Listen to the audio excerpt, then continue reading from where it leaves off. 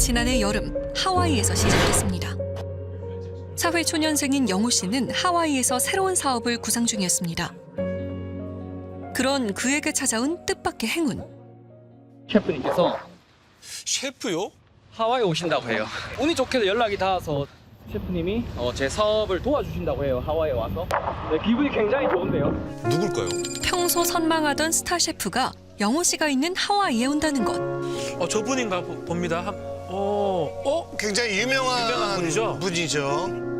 그는 바로 정창욱 셰프였습니다. 그가 운영하는 유튜브 채널 촬영차 하와이에 왔다는데요. 영호 씨는 운전을 맡고 정 셰프는 영호 씨의 사업을 지원하기로 했답니다. 앞으로 3주간 정 셰프와 편집자 윤 씨 그리고 영호 씨는 같은 숙소에서 시간을 보낼 예정이었는데요.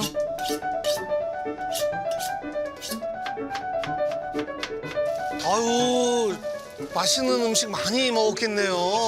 아, 스타와의 여행 얼마나 설레겠습니까? 예. 오랜만에 고향에 온 장군. 생선부터 먹겠다. 그토록 만나고 싶던 스타와 함께하는 꿈만 같은 시간. 아, 맛있겠네 진짜. 그렇게 성공한 사업가임에도 불구하고 요리사임에도 불구하고 스태프 챙기고 카리스마도 딱 있어 보이고 누가 봐도 멋진 형이다. 그리고 이틀 후 정창욱 셰프의 유튜브 촬영이 있는 날. 지인의 집을 찾아가 요리를 하고 함께 먹고 즐기는 내용이라는데요. 이거 버터 갈릭 슈림프. 네. Korean style. No, Hawaiian garlic shrimp. 간파이. Kanpai. 미랑산 간파이. For Korean, 건배. konbae. 초저녁부터 술을 마시기 시작했답니다. 정창욱 씨는 아마 한 병을 안에 요리하면서 먹고 나왔어요. 계속 마세요. 주량도 되게 세요. 우리 발갛게 변하거든요. 술이 취하면서. Where's the drink? 오, 많이 취한 것 같은데요? Whiskey is over there. Right here, honey Sure. 뭐지? 이거 뭐지? 이거 좀 이상한데. お前両手でやるんだよ。両手でこう。両手やるのよ。両手。両手でこう。 Oh, dude. この野郎。 양손으로 받으라고. 어야. 오, 숙소로 올라가서 오늘 술 맛있게 먹었대요. 자기 오늘 제대로 한잔 했다면서. 해장해야지. 영호야 너 먹고 싶은 거 있니? 자정에 가까운 시간, 정 셰프는 속을 달래줄 해장 음식을 만들었다는데 이때까지만 해도 앞으로 어떤 일이 벌어질지 꿈에도 생각 못했답니다. 야. 네 인터뷰는 잘 했어? 아까? 어떻게 됐어 인터뷰? 무슨 질문했냐? 이렇게 된 거예요. 셰프님이랑 이제 함께 먹었던 음식, 그러니까 셰프님이 해줬던 음식 중에서 가장 맛있었던 음식이 무엇이냐 였습니다. 저 내심 되게 잘했다고 생각을 혼자 하고 있었거든요. 갑자기 정 셰프가 불같이 화를 내기 시작합니다. 감히 내 선임한테 그런 질문에 내 인생을 망쳤어. 어이? 아니, 내 인생을 망쳤어. 그 질문을 하면 내 인생을 망쳤어. 약통. 그래서 그걸 이렇게 잡고 그냥 왼쪽 이쪽 파트 있잖아요. 저 그냥 계속 때려. 뭐야? 그날의 무서워요, 공포는 무서워요. 숙소 곳곳에 고스란히 남아 있었는데요. 아니, 어떻게 저럴 수가 있죠? 자세히 보시면 벽에 칼자국이 보입니다. 저는 칼이 너무 무섭습니다. 영호 씨는 도망치듯 숙소를 떠났습니다. 다행히 크게 다친 곳은 없었지만 큰 충격을 받았다고 해요. 아휴, 얼마나 놀랐겠어요. 그로부터 6개월이 지났지만 여전히 생생히 남아있는 그날의 악몽. 야심차게 준비했던 사업은 시작도 못한 채 멈춰버렸습니다. 아이고, 안타깝네요. 처음 들어왔을 때는 공포감이 진짜 심했어가지고 집 밖을 안 나갔었단 말이에요. 아무것도 못했으니까 진짜 깝깝했어요. 그래서 그냥 한국 와서도 계속 그 사람이 입막음을 하려고 뭔가 할 것 같은 그런 공포감이 좀 심했어요. 그래서 호신용 무기 막 알아보고 진짜 심할 때 이제 진짜 정신적으로 제가 불안할 때는 발목에 꽂고 나갔었거든요. 야. 그리고 지난 9월 말 정창욱 셰프를 수사기관에 고소했습니다. 하와이에서 영호 씨와 끔찍한 밤을 보낸 또 다른 피해자 윤 씨. 그가 어렵게 용기를 냈습니다.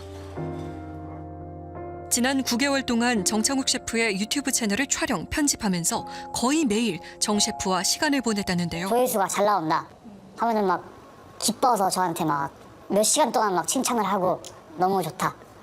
어? 이게 뭐지? 형이랑 같은 슈퍼스타야. 저 신발 유명하잖아요. 세 줄짜리 신발요. 예. 마치 친동생처럼 윤 씨를 살갑게 챙겼다는 정 셰프. 어쨌든 그 사람이랑 영상 촬영을 한다는 게 저한테 제 입장에서 굉장히 큰 경력이 되는 거잖아요. 사람들이 많이 봐주고 제가 만들어서 찍어 올리면 사람들이 또 알아봐주고 사회 초년생이 가질 수 있는 커리어라고 생각을 하면 굉장히 큰 부분이죠. 큰 거죠. 그게.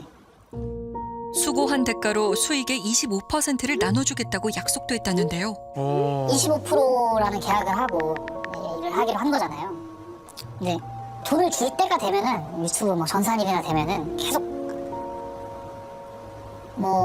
나는 이번에는 음식 촬영하는데 돈이 너무 많이 들어가지고 적자다. 이번에는 못 주겠다. 혹시 정창욱 씨한테 입금받은 네. 돈이 있나요? 한 푼도 없어요. 아유. 그 사람은 제 계좌번호도 몰라요. 그 사람은. 정창욱 셰프에게 각종 수모와 욕설을 당해야만 했답니다. 카메라가 꺼지면 그때는 또 달라지죠. 막.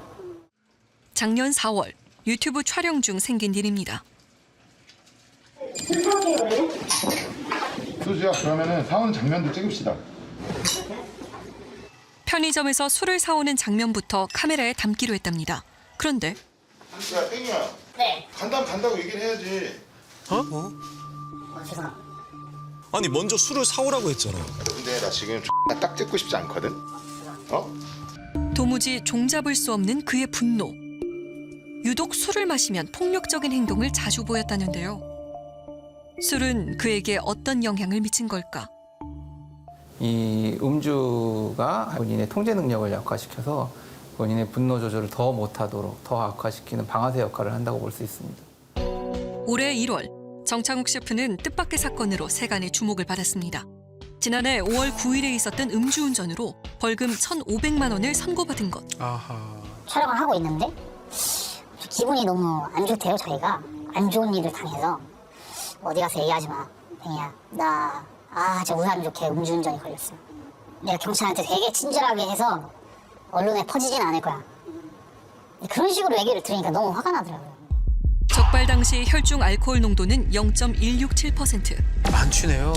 어휴. 아니, 나 운전해야 돼가지고 못해. 그런데 지난해 7월 18일 저녁 그가 무면허 운전을 했다는 의혹이 제기됐습니다. 아니 지금 운전을 하고 있는 건가요? 면허 취소가 됐잖아요. 야, 이게 도대체 참. 음주운전에 대해서 조사가 5월 18일 날 있었다. 그러면 통상 이때 임시면허증이 발급됩니다. 그쵸. 20일 또는 40일 임시면허증이 발급이 되고 또 1회 안에서 20일 연장 가능한데 최대 60일을 넘을 수 없습니다. 그로부터 60일이 지났다. 그런데도 운전했다라고 한다면 무면 운전입니다. 하지만 모두가 그를 유쾌하게 기억한 건 아니었습니다. 2015년 7월에 그 이탈리아 촬영이 있었는데 숙소와 가까운 어느 레스토랑, 좀 큐저한 레스토랑을 예약을 해서 갔었는데 거기에 식사도 마음에 들지 않았나 봐요. 네, 당시 방송에 나간 모습인데요. 정 셰프가 음식을 먹자마자 입맛에 안 맞았는지 이렇게 바로 뱉어버립니다. 서울에 이거보다 난 식당이 한 100개는 더 있을 거예요. 그 차에서 뛰어내리자마자 달려와서 CP의 목을 잡았어요. 네? 얼굴을 그의 얼굴에 이렇게 들이밀면서 이런 거 우리한테 먹게 한 거냐, 너 뭐 죽을래? 뭐 약간 이런 식으로 욕설과 함께 그렇게 위협을 가하는 행동을 여러 번 했어요. 촬영 내내 아슬아슬한 상황이 계속해서 발생했답니다. 아우. 정말 분노에 가득 차고 그렇게 살겨 가득한 입배에서 사실 정말 처음 봐서 그 옆에서 정말 부들부들 떨리는 거예요. 무서워서. 하와이 사건의 피해자인 영호 씨는 그날의 일을 영상으로 만들어 사람들에게 알렸습니다. 수많은 사람들이 영상을 보고 충격과 경악을 금치 못했는데요. 그리고 또 다른 피해자들이 수면 위로 올라왔습니다. 정창욱 셰프와 함께 일을 했던 식당 직원들입니다.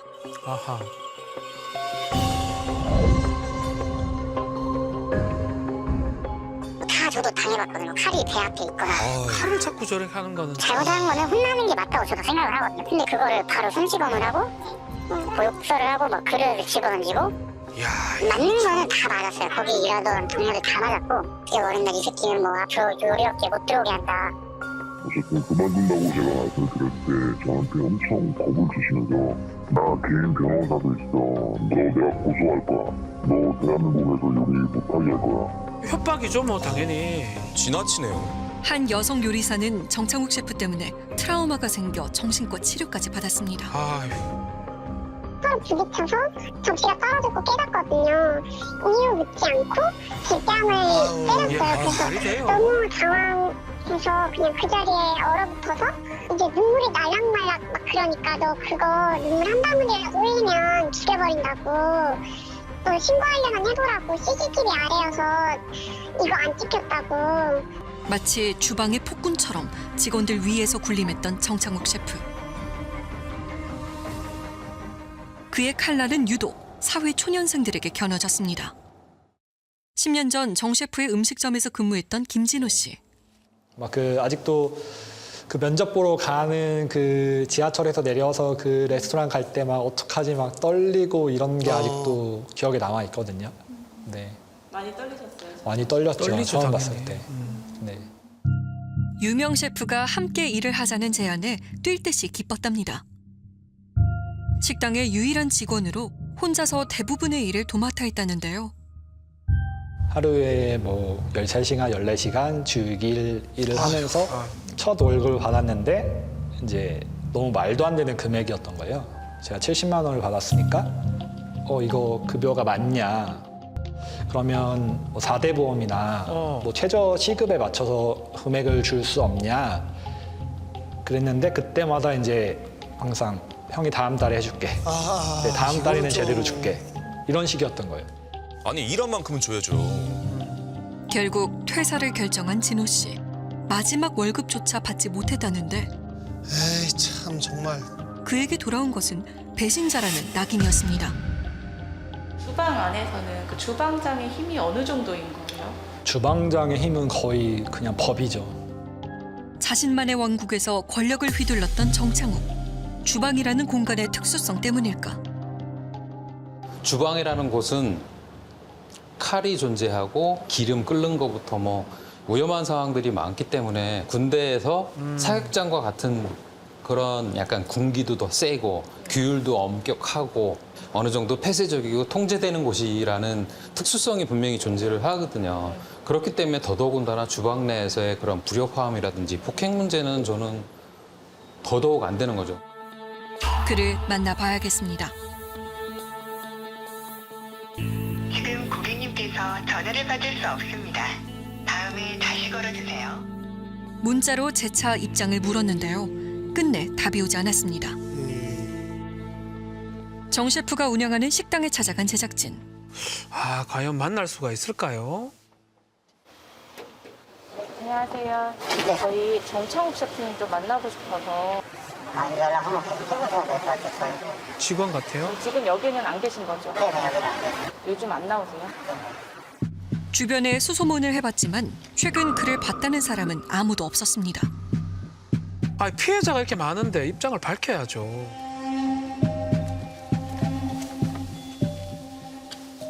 혹시 정창욱 씨 계실까요? 뵙고 싶어서요. MBC에서 왔는데요.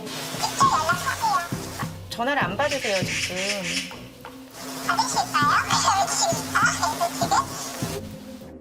그의 목소리를 끝내 들을 수 없었습니다. 전문가는 이 상황을 어떻게 바라볼까? 단순히 피해자에 대한 뭐 위협이나 이런 게 아니라 어쨌든 살상의 의지가 보이는 아주 심각한 폭력이고 범죄로 생각이 됩니다. 처음부터 칼을 들진 않았을 거예요. 이 가해자가 아마 처음에는 아주 작은 뭐 욕을 한다라든지 뭐 이런 정도의 폭력으로 시작이 됐겠죠. 점점 진화를 해서 이 칼을 든 것이기 때문에 저는 이게 굉장히 오랜 기간 동안 폭력이 학습되었을 것이다 이렇게 보고요. 아마 그 기간 동안에 10년, 20년 동안에 많은 피해자들이 있었을 것이다 그렇게 생각을 합니다. 하와이 사건 폭로 영상이 나온 후 정 셰프는 자신의 유튜브 채널에 사과문을 올렸습니다. 저희한테 연락 오는 사람들이 되게 많아요. 자기도 똑같이 뭐 욕설 듣고 뭐 폭행 당했다 이런 분들 되게 많은데 이런 분들한테도 좀 사과를 했으면 좋겠어요. 그거에 대해 반성하고 있는지 진심으로 반성하는지만 좀 들었으면 좋겠네요.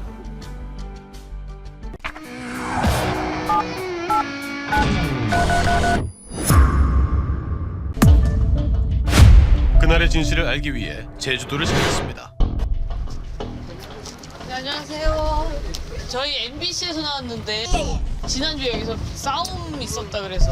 뭐 싸움인가 뭐 그렇게 하긴 해서 막 시끄럽긴 했어요? 손님들이 와서 막그 경찰 얘기하니까 나가봤는데 경찰 막 한 명 같은 거가 있어. 지게길 때문에 경찰차가 좀 오니까 그것 때문에 좀. 사건이 일어난 음식점. 그곳에는 목격자가 있지 않을까. 안녕하세요. 사장님. 안녕하세요. 서울 MBC에서 왔는데. 그날 밤을 정확히 기억하고 있는 사장님. 8시 반에 계산하고 나가셨어요. 나가시니까 우린 청소했는데 조금 있다가 좀 비명 소리가 들려서 쳐다보니까 엄마 누워있고 애기 누워있고 사람들은 아이를 떼어내려고 하고 완전 무섭더라고요. 그 뒷날 애기 엄마가 찾아왔을 때 그날 만나더라고요. 이혼을 했는데 아이 때문에 그럽니다. 쌍둥이 엄마는 그 다음 날 남편이 아이들을 납치했다며 도움을 요청했습니다. 사실 CCTV 영상 속에 등장한 부부는 누구나 알 법한 유명 인사입니다. 한국인 최초 미쉐린 가이드 2스타를 받은 임정식 씨. 뉴욕에서도 활동하는 유명한 분이죠. 저는 막걸리 장사하고 있는 이여영이라고 합니다. 막걸리 주점 체인을 운영하며 요식업계의 잔다르크로 불렸던 이여영 씨. 저분이 하는 가게도 가봤거든요. 요식업계에서 세계의 커플 탄생으로 불렸던 이들은 2020년 이혼했습니다. 우리는 어렵사리 아이를 납치당했다고 주장하는 이여영 씨를 만났습니다. 많이 다치신 것 같아요. 다리도 그렇고요. 현재 병원에 입원해 치료를 받고 있다는 그녀. 그날 구타로 인해 일상생활이 불가능해졌다고 주장합니다. 깁스를 양쪽에 다 하신 것 같아요. 발목에 인대가 끊어졌고 여기 손목은 뼈가 부러졌고 아이고. 나머지는 인대 늘어난 뭐 그런 정도. 그날의 일이 지금 매일 머릿속에 떠오르고 있고 애도 계속 그걸 되새기고 있어가지고. 이여영 씨는 그날이 또렷이 떠오른다고 합니다. 밥 먹다가 아이가 이제 잠이 들어서 한 명을 제 지인이 안고 나머지 한 명이 이제 자기도 똑같이 안아달라 그래서 제가 안고 2걸음인가 뛰는데 뒤에서 남자들이 뛰어가는 방향을 보니까 그 카니발 같은 차가 한 대 있었고 문이 열려 있는데 그 안에 저희 시어머니하고 이제 시댁 식구들이 있더라고요. 저희 남편도 있었고. 아이들이 차에 있으니까 못 가게 하려고 몸으로 막고 있는 거예요. 엄마 찾는 거 안 보여요? 네? 엄마 여기 있어. 나 고사람들이 데려가는 거. 계산대나 지켜요 그러니까. 저기 악마 같은 할머니 이쯤 나그래. 어떻게 어른이 친한테 양말을 그래. 저 지나는 사람아. 어른이 친한테 어떻게 양말을 그래. 아이고. 아이들이 계속 우는 소리가 들리거든요. 정말 많이 놀랐겠어요. 대한민국에서 일어날 수 없는 야간 공동 폭행이거든요. 그로 인해서 제가 뼈가 부러지는 상해를 입었고 저와 저희 아이가. 그날 그 사람들이 왔던 결정적인 이유는 어떤 거? 아이를 이제 뺏어가려고 했던 거고 두 번째는 이제 사람이 그렇게 많이 필요하지 않거든요. 아이를 빼앗아 가는데. 저를 폭행해서 협박을 하려고 했던 거였죠. 아이를 빼앗으려는 목적뿐만 아니라 폭행까지 했다는 전 남편. 그녀의 주장은 과연 사실일까? 우리는 그를 만나 얘기를 들어보기로 했습니다. 진짜 어떻게 된 일인지.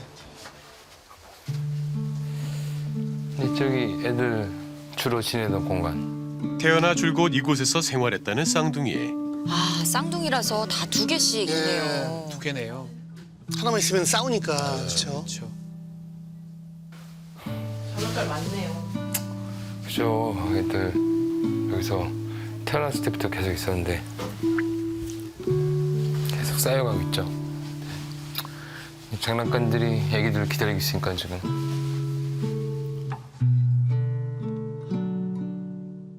지금 여기가 이제 제 부모님 댁이거든요. 교리원에서 바로 일로 왔어요. 여기서 같이 지내긴 했어요. 안 지냈어요.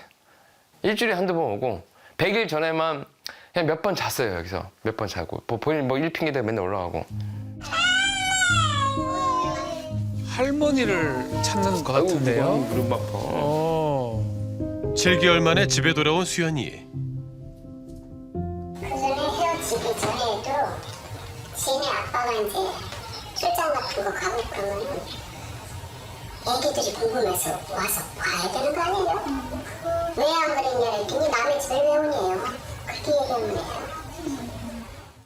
2020년 4월 달부터 이제 이혼 분쟁이 시작을 했어요. 그래서 이제 쌍둥이 자녀가 있는데 제가 양육권이랑 친권 다 가져온 걸로 끝이 났습니다. 대법원 판결상 친권과 양육권 모두를 가지고 있다는 임정식 씨. 아빠가 아이들 키우는 게 맞다, 좋을 것이다 판단된 건데요. 예. 나 만지면 안 돼요. 지워줘야 안 돼. 사랑해요. 아유, 진짜 예뻐요. 제가 아기들을 계속 이제 양육을 하고 그 소송 기간 동안은 재판부에서 상대방한테 2박 3일 면접 교섭권을 줬었어요. 2주에 한 번 2박 3일 동안 엄마와 함께 시간을 보냈던 쌍둥이들. 아기들은 이제 주말에 이제 엄마한테 주고 이제 제가 보통 주고 일요일 날 제가 이제 픽업을 하는 이런 식으로 했었는데 갑자기 이제 안 준다는 거예요. 별 이유가 없이 그 기간이 무려 3개월이나 갔어요. 아유. 갑자기 연락을 피하고 아이를 돌려주지 않았던 이여영 씨. 아기가 너무 보고 싶어가지고 어떤 하소연에 글을 올린 적이 있거든요. 근데 이제 그 글을 보고 본인도 그 연희동에 어린이집에 아기들을 보내고 있는데 거기서 우연찮게 이제 저희 아기들을 사진하면서 보게 되어서 저한테 연락을 준 거예요. 그렇게 쌍둥이들이 다니는 어린이집을 찾은 임정식 씨. 하원하는 시간에 맞춰 한달음에 달려가 아이들을 데리고 왔습니다. 3개월 만에 자기 딸을 찾은 거죠.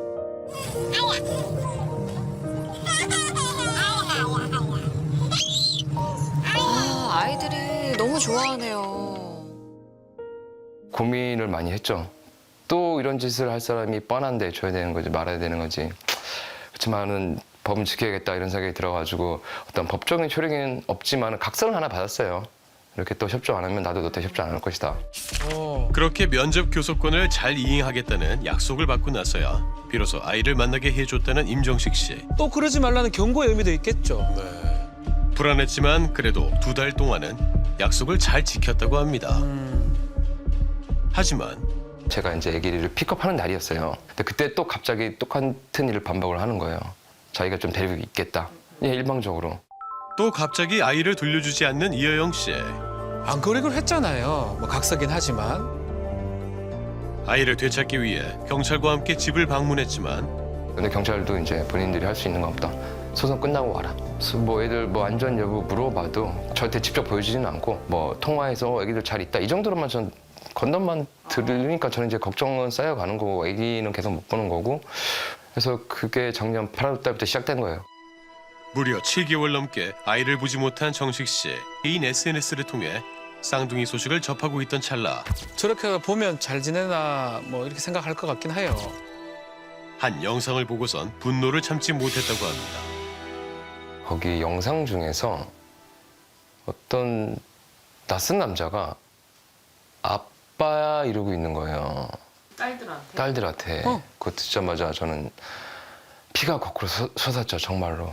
이 남자가 뭐 지금은 이제 음주운전 때문에 잘렸지만은 그 라디오 방송을 진행해서 그 목소리가 되게 이제 있거든요.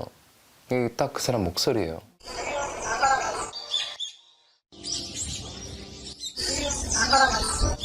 애들도 뭐 이런 대답하고 있고 뭐 들으면 저는 돌아버린 거죠, 정말로. 전 친아빠가 지금 7개월 아기를 못 보고 있는데 아까 이번에 제주도에서 그 남자가 제 아기를 안고 있는 모습을 보고 제가 더 흥분했던 것 같아요. 경찰에 중재를 해주시지 않을까요? 판결문 자는 남자가 이렇게 돼 있잖아요. 근데 여자분은 왜 애기를 데리고 가려는 거예요, 혹시? 제 아이니까요. 근데 판결문은 여기 남자분이 이렇게 나와 있잖아요. 그러니까 불법을 하고 있는 거라는 거지. 8개월째. 경찰서 가서 당연히 이제 제가 이제 이거 법원 판결 나온 거 다 가지고 가서 보여줬잖아요. 근데 경찰관이 말도 안 되는 얘기를 하는 거예요. 섭일 보내는 거예요. 저기 본인은 강제 집행을 할 수가 없으니까 섭일 보내. 무슨 강제 집행이에요? 근데 강제 집행이 뭐가 필요해요? 내가 애들 친권자고 양육자고 지금 뭐 내가 데리는 게 맞잖아요. 아이고. 어떤 기준으로 상황을 판단했던 걸까요? 하노이가 막 엄마 이렇게 끌어안고 3살, 4살짜리 그러니까 시아버지면서 그냥 아이를 안정을 취하기 위해서 일단 각자 이렇게 데리고 가 있어라 해갖고 이렇게 그쪽에서 종료된 걸로 알았거든요, 일단. 야, 세상에. 그렇게 쌍둥이는 태어나서 처음으로 떨어져 있게 됐습니다. 엄마 아빠가 아이를 한 명씩 데려가는 걸로 합의를 봐서 현재 각자 집에서 돌보고 있는 상태입니다. 참. 법적인 판단을 무시하고 이여영 씨가 쌍둥이를 지키려는 이유가 뭘까? 양육권이랑 친권은 남편에게 있다. 네네. 그건 맞는 거죠? 네, 맞습니다. 저는 엄마로서 정말 소극적이고 최소한의 저항권을 행사했던 거예요. 어떤 엄마라도 저와 같은 상황에서 아이를 보내진 않았을 거고 저와 같은 소극적 저항을 했을 거예요. 근데 막무가내 지난 8개월 동안 했기 때문에 걔는 그게 당연하다고 생각하고 뭐 저를 뭐 납치범 생각하는데 저는 그렇게 생각 안 하거든요. 저는 납치범들한테 제 아기를 구제했다 생각해요. 반대로 생각하시는군요. 아버지한테 친권과 양육권을 다 주는 경우는 흔치 않거든요. 상대방이 여러 가지 범죄에 연루되어 있어가지고 뭐 당연히 징역형 받은 것도 있고 그런 이유 때문에 저한테 줬습니다. 외식 사업가로 유명한 월양의 이여영 대표를 직원들이 고소했습니다. 임금 체불에 이어 직원들에게 지급할 4대 보험금까지 횡령했다는 혐의인데요. 기억납니다. 금액이 되게 컸었어요. 대규모 임금 체불과 직원들 몫의 4대 보험금 횡령 사건이 벌어지게 된 겁니다. 임금 체불 같은 부분은 지금 어쨌든 근데 유죄가 인정된 거잖아요. 그쵸. 집행유예지만 유죄죠. 그 부분에 대해서는 인정을 하시는 건가요? 임금 체불한 건 사실이죠, 제가. 근데 임금 체불을 왜 하게 됐냐. 40억 횡령 소송에 걸려 있고 임금 체불을 20억 가까이 한 엄마한테 판사는 애를 줄 수가 없는 거죠. 그 덫에 제가 걸렸다는 것을 한참 지난 뒤에 알게 됐어요. 그녀는 남편이 자신을 함정에 빠뜨렸다고 주장했습니다. 임직원의 일탈로 40억 원의 빚을 지게 됐고 그 당사자를 형사고소했다고 자신의 SNS에 밝혔는데 해당 임직원은 부인이자 월양 대표인 이여영 씨였던 겁니다. 김정식 씨는 이여영 씨가 여러 차례에 걸쳐 공동법인의 돈 약 40억 원을 횡령했다며 고소했습니다.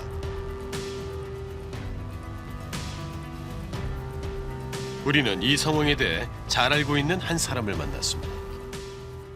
저는 주식회사 월양의 이여영 대표의 친동생입니다. 친동생은 이미 예견된 문제였다고 합니다. 이런 사건이 일어나기 전에도 임금체불로 노동청에 고소된 적이 좀 있어요. 어차피 담당자가 저로 돼 있어서 저한테 연락 오기도 하고 저도 노동청에 간 적도 있고 그리고 그걸로 이자, 지연 이자도 낸 적도 있고 그래서 임금체불은 사실은 뭐 계속됐던 것 같아요, 솔직히. 그리고 이 문제를 그 당시 형부인 임정식 씨에게 바로 알렸다는데요. 제가 셰프님한테 먼저 얘기했던 거는 저희 회사가 월양이 좀 너무 오너라식으로 오픈을 하고 이러다가 월양 망할 것 같은데 어떡하죠? 이러면서 왜 잘 된다는데 아니라고 이러다가 진짜 애들 월급도 못 줄 거라고 너무 힘들다. 사업을 무리하게 확장했던 것 같은데요. 빚 좋은 개살구라고 하죠, 이런 거를. 당사자인 이여영 씨는 이 문제를 어떻게 생각할까? 며느리 내보낼 때 그 사람 망가뜨리는 방식이 있더라고요. 기획 이혼. 기회기운 당하셨다는 거잖아요. 네. 그럼 왜 쫓겨나셨다고 생각하세요? 제가 이제 제보를 받았는데 내가 알기로 너희 남편이 남자도 사귀는 사람인 걸로 아는데 누구나 다 아는 유명인이 저한테 메시지를 보내셨더라고요. 사진도 보내고. 이게 제보를 통해 받았다는 사진입니다. 사진만 봤을 때는 좀 애매한데요. 그렇게 남편의 성적 취향을 문제 삼아 이혼을 요구했습니다. 부부관계가 결혼하면서부터 계속 없다는 건 제가 계속 시부모님한테 말씀드렸거든요. 저도 너무 괴로워서. 부부관계 없음으로 제가 이혼 소송을 걸었는데 그 서류에 반박이라고 해놓은 게 제가 입냄새가 나서 부부관계를 할 수 없었다고 하고 주 사유는 입냄새였습니다. 평소 부부관계를 거부하거나 불성실한 혼인 생활을 했다는 임정식 씨. 하지만 그 이유를 뒤늦게 알았다고 합니다. 남편의 성 정체성을 뒤늦게 알았다. 소장이 냈더라고요. 깜짝 놀랐어요. 그러니까는 이제 제가 자전거를 타서 애들이랑 같이 가잖아요. 저 주변 셰프들이랑. 애들 다 깨이 됐어요. 그러니까 애들. 부부관계가 네. 결혼 생활 중에 한 번도 없었다. 아니요. 초반에 있다가 뭐 어느 순간부터 그 상대방이 이제 음주를 많이 하잖아요. 그러니까 이제 속이 되게 안 좋아요. 이 냄새가 너무 역한 거 있잖아요. 그런 거 경험하니까는 접근을 못 하겠더라고요. 약간 진짜로. 음주를 어느 정도 심하게? 매일 해요. 매일. 마치 평행선처럼 가까워지지 않는 두 사람. 홀로 남겨진 수연이를 볼 때마다 다른 아이도 걱정이 된다고 합니다.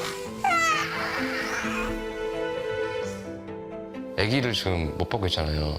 둘째가 너무 걱정이 돼요.